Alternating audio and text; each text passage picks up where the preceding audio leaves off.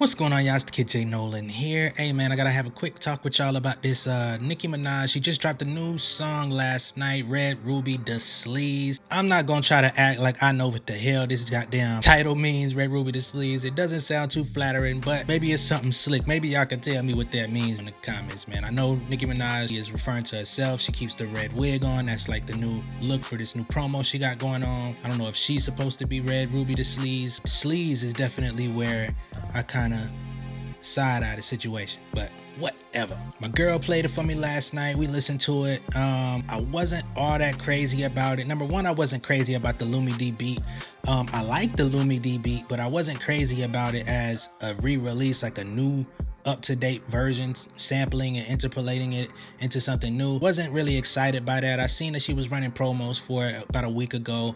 I was like, I don't know. We do know that Nicki Minaj is doing her best to reconnect with the Caribbean connection and all of that stuff. So, you know, she has like a little promo where she has like all the ladies in the background and they dancing and stuff like that. And she's been out in Jamaica, Trinidad, and you know what I mean? She's working with reggae artists and stuff like that. So she's trying to revamp that part of herself. Not sure how that's gonna connect as far as the audience today in 2023, but you know, again, it is what it is, man. I'm trying not to be too critical of Nicki. I have been very critical of her as an artist, but I want to be fair as possible. When it comes to the bars on this song, I'm not gonna say that they bad, you know what I mean? She had some moments where she was kind of spitting for real, you know what I mean? I gotta give her credit on that. There were some punchlines on there where I'm like, okay, she still sounds good, but overall, the tone that was set on the track, especially in the beginning where she's like taking those breaks for the uh-ohs to kind of like set in and stuff like that, and she's like, Chinese on my sleeve, these wanna be Chun-Li's anyway, ni hao. Who'd have told bitches they was me now? Like, yeah, cool, but nobody's you, you know what I mean? You're Nicki Minaj, you're a legend. You shouldn't even have to worry about nobody claiming that they're you. You're the top spot, or at least you were. And what you did is always gonna be solidified. You're just not that person today. Then we got the wordplay on horses. 700 on them horses. We fixing to leave, but don't rock with horses since Christopher Reeves. We all know horse, stallion, Megan Thee Stallion, basically giving some jabs to Megan, saying I don't mess with horses, I don't mess with the stallion, you know what I mean?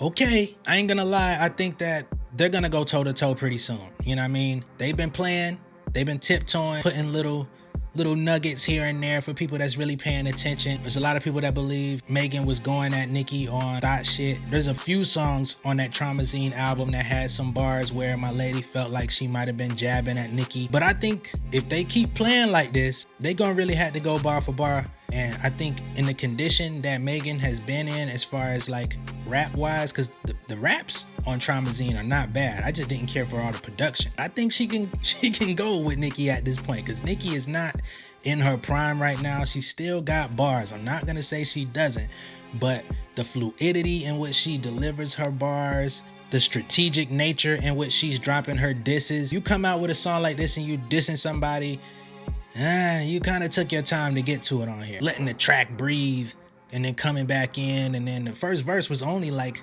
6 to 8 bars and you started singing. The chorus and the bridge on there,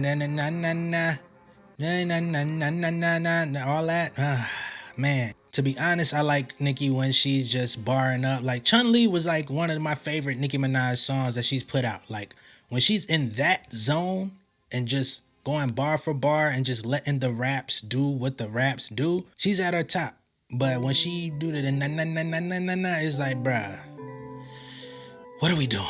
Verse 2, we start heating up a bit more. When the queen leave, but you want to come out with the cockroach, till I'm cooking in the kitchen like a pot roast. The new Spectra, we don't fill potholes. Dorito, bitches mad cause they nachos.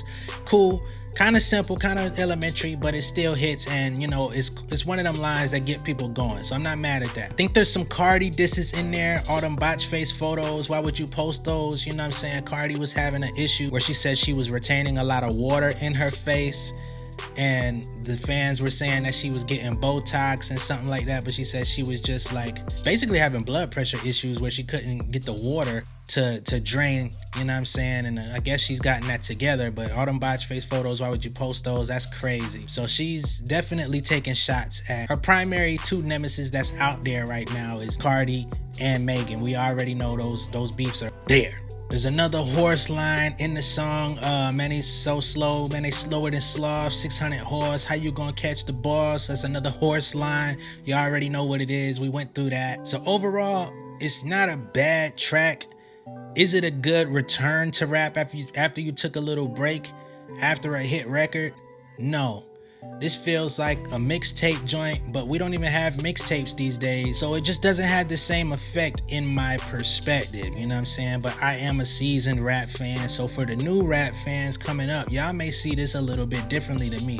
I feel like I've seen everybody's move before. I've seen everybody's finisher, so I'm not as impressed as maybe a common spectator might be. And for a minute, I'm not gonna lie to y'all, I've been having issues listening to Nicki Minaj, not because she's not good, but because I just feel like everything she's put out has been lacking something.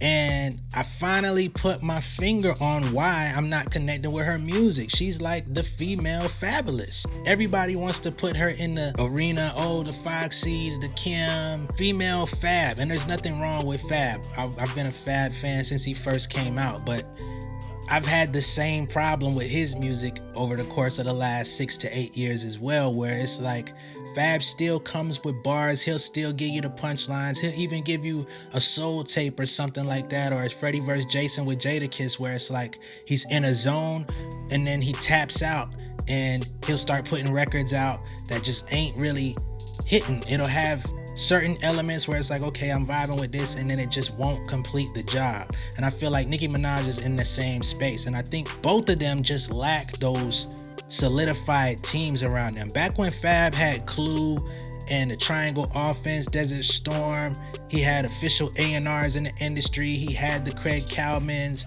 and all of these people that went off to become some of the most revered business people in the music industry behind him.